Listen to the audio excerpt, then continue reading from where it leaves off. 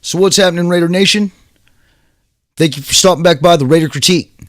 Now in this episode, there's a lot of what I'd like to go over. And of course, this is the post-game review for Week 17. This season is finally over. And we can all finally get the negativity out of us and move on and look forward to the draft next year. This season has been a wash. I don't think anybody else can tell me otherwise. Let's just go ahead and go over it. Let's just go over the game. Let's go over what we did wrong. And let's go over some things that probably need to change with this organization and the way this football team is run. Because I, for one, am sick and tired of being embarrassed. And that's exactly what tonight's game was an embarrassment. So why don't we hop over here into the intro, and then we'll jump into the stats, and we'll go over this lackluster game that we call Week 17 against the Kansas City Chiefs, where we basically handed them a first-round bye in the playoffs.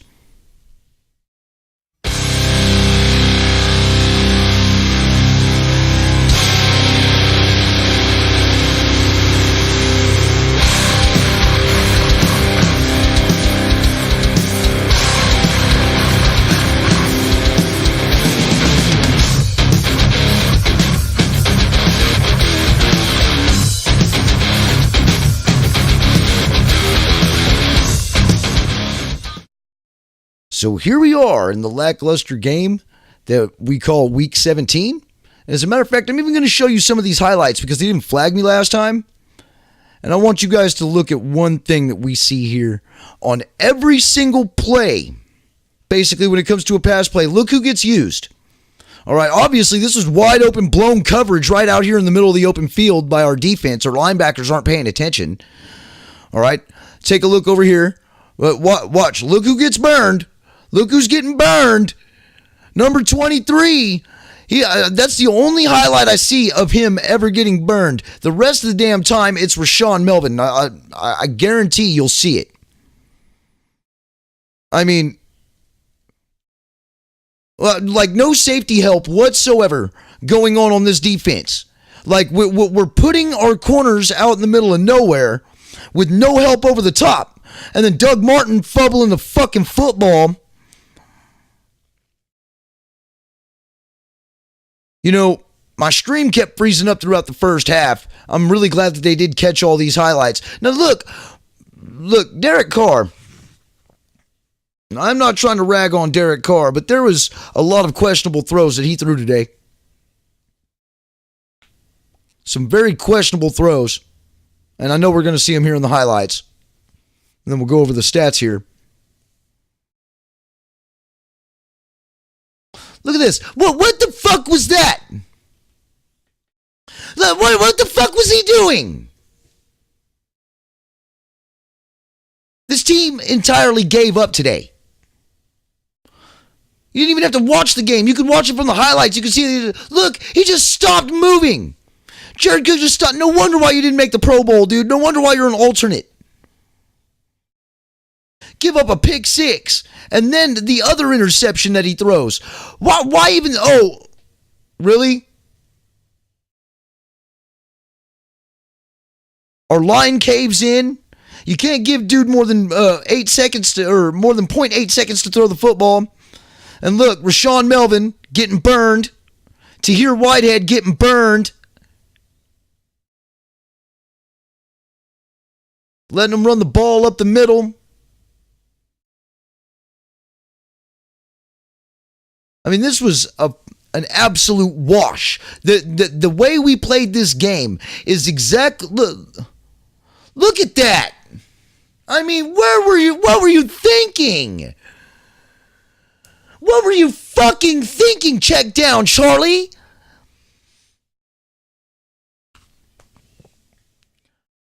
I can't believe I even have to just re-go through all this shit all over again. And it hurts just as much seeing it.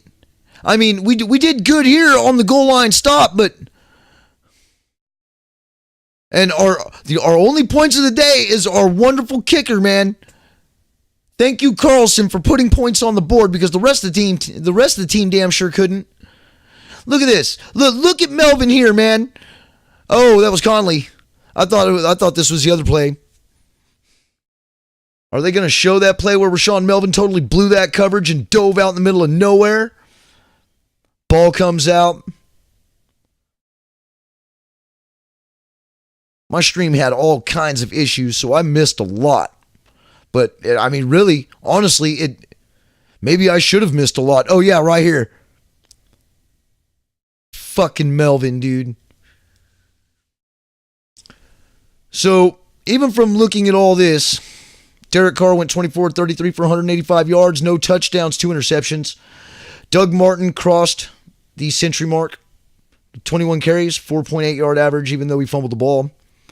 DeAndre Washington had 4 carries for 30. Seth Roberts, 1 for -4. Jalen Richard, 3 for 1. Jordy Nelson, 9 receptions for 78 yards. That was check down Charlie's number 1 target. Throw it to him right down the middle.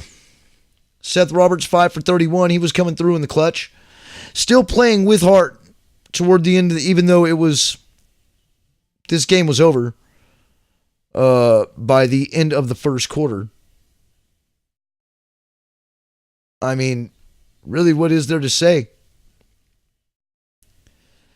We can go over to the Chiefs and realize that Patrick Mahomes broke a record against us by getting over 50 passing touchdowns. Travis Kelce also broke a record on us. It's always the Raiders that they break records on for most reception yards by a tight end in a season. And he did that today with 5 receptions and 62 yards on 9 targets. So, yeah, I mean, when it comes down to it, the team literally gave up. They had absolutely nothing going for them today. And it all started when Tahir Whitehead dropped that easy interception in the first quarter. Now, before my stream went down, I did see that. And my stream was down all the way throughout the first half because my internet was jacked up. Kind of like the way I've been feeling all day because I'm actually coming in off of a 24-hour flu virus that I've been throwing up all night long, and I'm still coming on here and doing this video. Because I feel that everybody deserves to hear, and they need to understand that I'm a realist.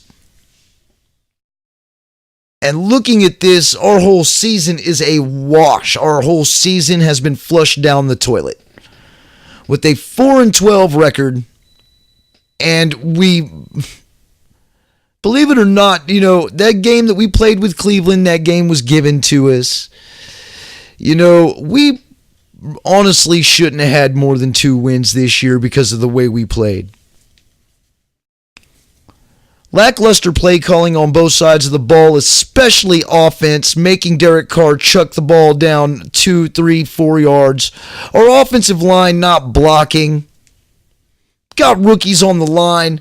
They're not doing very bad, but they're not very good. Obviously, there's better tackles in the league. We watched everything fall apart in front of our eyes this season, Raider Nation.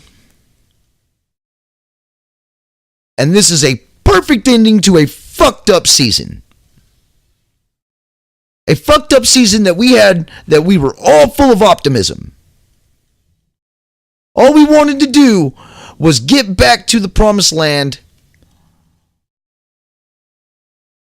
And we were going to do whatever it took to do that, especially organization-wise.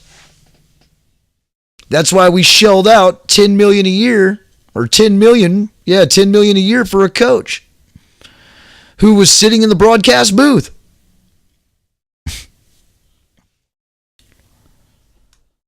The season has been shot. Everything is falling apart. We watched this team go from high hopes to just hoping that we could break 5 wins. And we still have to ask ourselves, on an everyday basis, really, should John Gruden be paid? It's a 4-12 season. There's not a single Pro Bowler on the roster selected. They traded away Khalil Mack and Amari Cooper and said he would win a championship in Oakland, along with all the other lies that this son of a bitch said. He also said that if he could not bring a championship to Oakland, that he shouldn't be paid and he wouldn't take the money. Now, do you really think that he's not going to take the money? This guy came in, he shot down our whole team, he traded everybody who was worth to Derek Carr, made Derek Carr look like shit, couldn't get a single goddamn tackle to fucking show up and perform this year to block for Derek Carr, so it was a complete wash from the get. This is fucking disheartening. Just to watch this shit fall apart in front of our eyes. It was like watching last year all over again during the politic era. Should John Gruden be paid? I don't think so. I don't think anybody needs to be paid for a 4-12 season. Maybe the players, but the organization doesn't deserve the money I gave them for all this new shit I have behind me. The NFL doesn't deserve the money because the Raiders fucking suck. They brought in a celebrity coach just to bring more eyes to the Raiders, to where everybody else could watch us fall apart on a national level.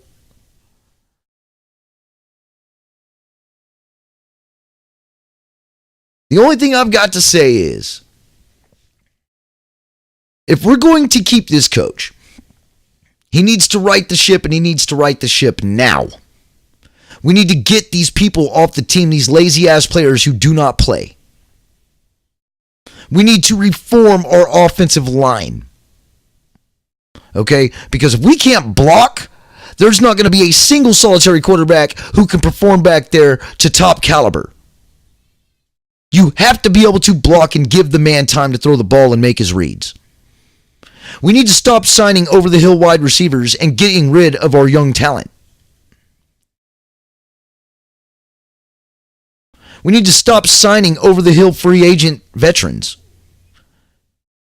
that just because he feels sorry for him or something, he lets him come in and have a job. Rashawn Melvin, Tahir Whitehead, Reggie Nelson.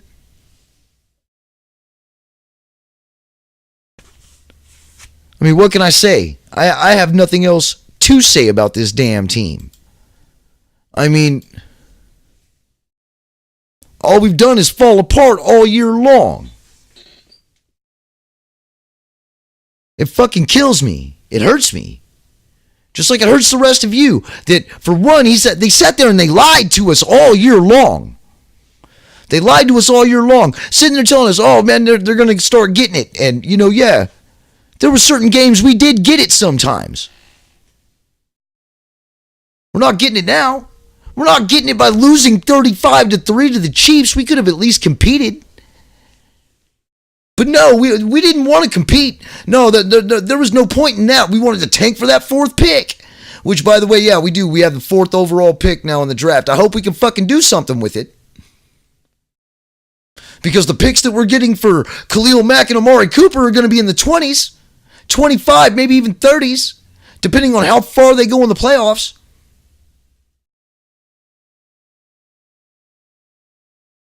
John Gruden completely fucked this team up. And even though Jack Del Rio lost the locker room, I still think Jack Del Rio could have done better than a 4-12 season.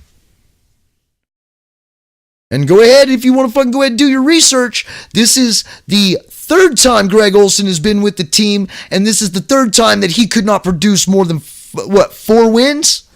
He got the most wins as an offensive coordinator as a Raider this year. But yet we keep giving people like this a chance to come back on our coaching staff. And now they're talking about Mike Mayock as a general manager. A sports analyst who hasn't been in anything but sports analogy and casting for ESPN in a decade. And if you're going to try to tell me that this isn't all planned, oh yeah, we'll probably win in Vegas when the Illuminati lets us. Because that's exactly what the fuck it looks like. Bring in a celebrity coach. Now, bring in a celebrity general manager. And do everything we can to try to save face for the NFL to where we can get as many ratings as possible. While we tank a very honest, independent, hardworking franchise into the ground. All because we never liked their owner. So I want to appreciate everybody for stopping by the last episode of the Raider Critique for this season.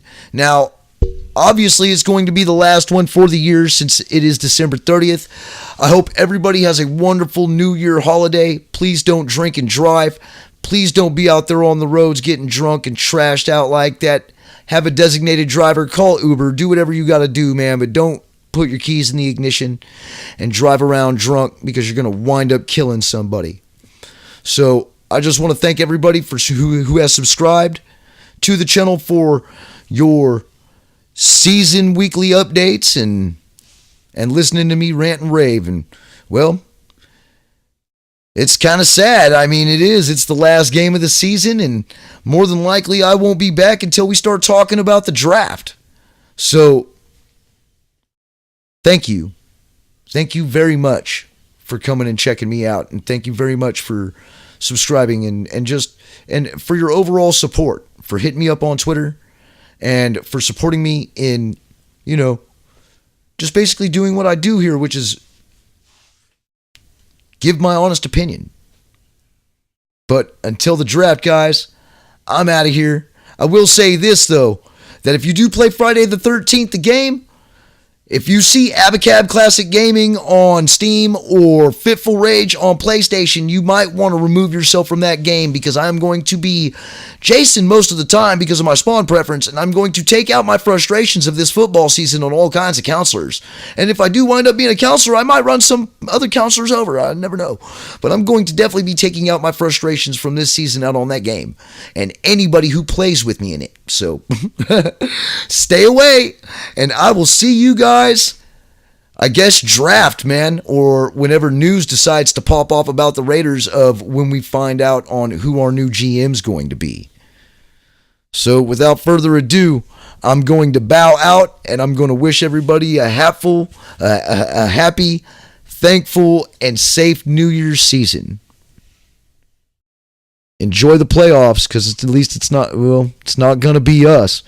The only thing that we can hope for is that Kansas City ends one and done.